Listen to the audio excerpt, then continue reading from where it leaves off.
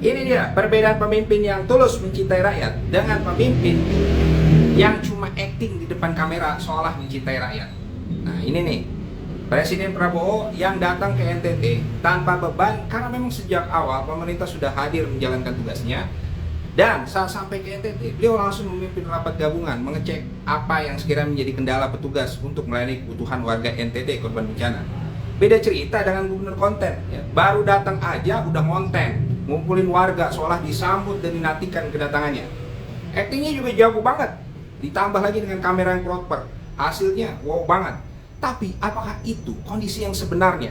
Entahlah, hanya masyarakat NTT yang bisa menjawab, karena seringkali apa yang ada di depan kamera dengan yang terjadi di belakang sangat berbeda. Apalagi acting dia waktu bagi-bagi duit tuh, wih banget tuh. Baim Wong, Budi Salim tuh kalah. Padahal yang dibagi cuma nggak seberapa, cuma beberapa orang. Tapi karena kontennya bagus banget, seolah-olah dialah pahlawannya. Masalah NTT seolah selesai setelah Deddy Mulyadi datang ke sana. Intinya, mulai sekarang rakyat Indonesia harus jauh lebih cerdas. Pemimpin yang sering tampil di depan kamera bukan berarti dia bisa kerja. Kalau bisa acting, iya. Dan pemimpin yang jarang tampil di depan kamera bukan berarti dia nggak bisa kerja. Bisa jadi kerjanya malah jauh lebih oke.